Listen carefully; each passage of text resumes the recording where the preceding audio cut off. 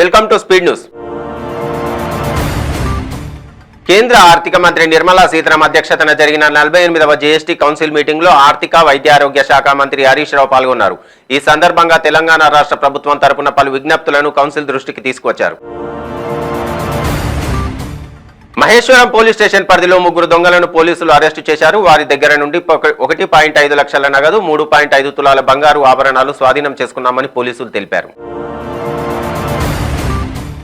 మేడ్చల్ పారిశ్రామిక వాడలో ఓ పరిశ్రమలో రియాక్టర్ పేలి 2 కార్మికులకు గాయాలయ్యాయి. గాయపడ్డ కార్మికులను చికిత్స కోసం ఆసుపత్రికి తరలించారు. విశాఖలో బీజేపీ నేతలు నిరసనకు దిగారు. భారత ప్రధాని మోడీపై పాకిస్తాన్ విదేశాంగ మంత్రి బిలావల్ భుట్టో జర్దారీ చేసిన వ్యాఖ్యలను ఖండిస్తూ నగరంలో పాకిస్తాన్ విదేశాంగ మంత్రి దిష్టి బొమ్మను దహనం చేశారు. వాల్మీకులను ఎస్టీలో చేర్చాలనే డిమాండ్తో వీఆర్ఎస్ఎస్ వ్యవస్థాపకులు పొదల నరసింహులు ఆధ్వర్యంలో చేపట్టిన రిలే నిరాహార దీక్షకు కాంగ్రెస్ పార్టీ సంపూర్ణ మద్దతు ఉంటుందని కాంగ్రెస్ పార్టీ మాజీ MLA APCC vice president Shahjahan Basha తెలియజేశారు.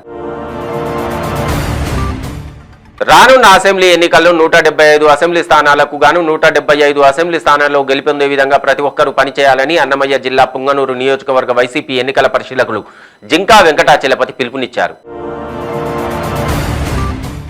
చెంపాపేటలోని వేద కళాశాలలో మీర్చౌక్ ట్రాఫిక్ పోలీసుల ఆధ్వర్యంలో ట్రాఫిక్ అవగాహన సదస్సు నిర్వహించారు. Licence, helmet, insurance, seat belt యొక్క ప్రాముఖ్యతను వివరించారు.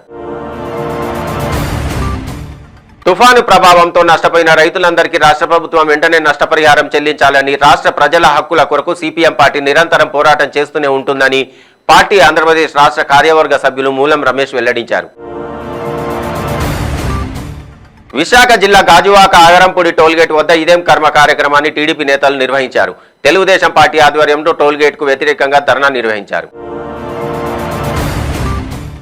జగిత్యాల జిల్లా కేంద్రంలోని శ్రీ వెంకటేశ్వర ఆయిల్ మిల్లును ఎమ్మెల్యే డాక్టర్ సంజయ్ కుమార్ సందర్శించి అగ్ని ప్రమాదంపై ఆరా తీశారు.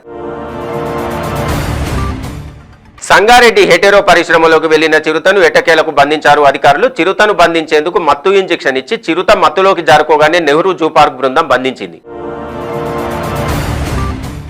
వైసీపీ రీజనల్ కోఆర్డినేటర్ మంత్రి పెద్దిరెడ్డి రామచంద్రారెడ్డికి నిరసన సెగ తగిలింది. పెనుగొండ వైసీపీ విస్తృత స్థాయి సమావేశంలో పాల్గొనేందుకు వచ్చిన మంత్రి పెద్దిరెడ్డిని వై జంక్షన్ వద్ద ఎమ్మెల్యే శంకరనారాయణ వ్యతిరేక వర్గీయులు అడ్డుకున్నారు. బీజేపీ రాష్ట్రాన్ని మోసం చేసిందంటూ చేస్తున్న తప్పుడు ప్రచారాలను ఖండిస్తున్నానని బీజేపీ జాతీయ ప్రధాన కార్యదర్శి దగ్గుపాటి పురంధరేశ్వరి అన్నారు. మాచర్లలో జరిగిన గొడవలు రాజకీయాల్లో సర్వసాధారణమని, గొడవలు ఇదే మొదటిసారి కాదు, చివరిసారి కూడా కాదని మాజీ మంత్రి కొడాలి నాని అన్నారు. బాపట్ల జిల్లా చీరాలలో మాజీ మంత్రి పాలేటి రామారావు పుట్టినరోజుకు బదులుగా మరణ దినోత్సవ వేడుకలు జరుపుకున్నారు. రాజ్యసభ మాజీ సభ్యులు ఎడ్లపాటి వెంకట్రావు 104వ జయంతి పురస్కరించుకుని గుంటూరు తెనాలిలోని వారి స్వగృహంలో ఆయన చిత్రపటానికి మాజీ మంత్రి తెలుగుదేశం పార్టీ సభ్యులు నక్కా ఆనంద్ బాబు నివాళులర్పించారు. ఈ నెల 18న గుంటూరు జిల్లా సతెనపల్లిలో జరిగే రైతు భరోసా యాత్ర విజయవంతం చేయాలని జనసేన నాయకుడు నాదెండ్ల మనోహర్ కోరారు. ఈ కార్యక్రమంలో జనసేన అధినేత పవన్ కళ్యాణ్ పాల్గొంటారన్నారు. కృష్ణా జిల్లా మచిలీపట్నంలో మైనారిటీ ఉర్దూ పాఠశాల హాస్టల్లో హెడ్ మాస్టర్ శృంగార లీలలు విద్యార్థులు బహిర్గతం చేశారు. హెడ్ మాస్టర్ కాంట్రాక్టు యూడీసీ ఉద్యోగినితో రాసలీలలకు పాల్పడుతుండగా విద్యార్థులు సెల్ ఫోన్తో చిత్రీకరించి సోషల్ మీడియాలో వైరల్ చేశారు. త్వరలో కొత్త జీవితంతో పాటు కొత్త సినిమాలు ప్రారంభించనున్నానని, అల్లా ఆశీస్సులు తీసుకునేందుకు పెద్ద దర్గాకు వచ్చానని సినీ నటుడు మంచు మనోజ్ అన్నారు. ప్రసిద్ధిగాంచిన కడప పెద్ద దర్గాను ఆయన సందర్శించారు. జగిత్యాల పట్టణంలో భారీ అగ్ని ప్రమాదం జరిగింది. కొత్త బస్టాండ్ సమీపంలో ఉన్న శ్రీ వెంకటేశ్వర ఆయిల్ మిల్లులో మంటలు చెలరేగాయి. క్రమంగా మిల్లు మొత్తానికి మంటలు వ్యాపించడంతో అందులో ఉన్న సిలిండర్లు భారీ శబ్దంతో పేలిపోయాయి. కుటుంబ సభ్యులతో ఎంతో సంతోషంగా ప్రముఖ పుణ్యక్షేత్రమైన చదువుల తల్లి బాసర అమ్మవారి దర్శనం చేసుకుని తమ స్వస్థూలమైన సికింద్రాబాద్కు వెళ్తున్న ప్రయాణికురాలికి నిజామాబాద్ రాగానే గుండె నొప్పి రావడంతో ప్రభుత్వ జనరల్ ఆసుపత్రికి తరలించి చికిత్స అందించారు రైల్వే అధికారులు.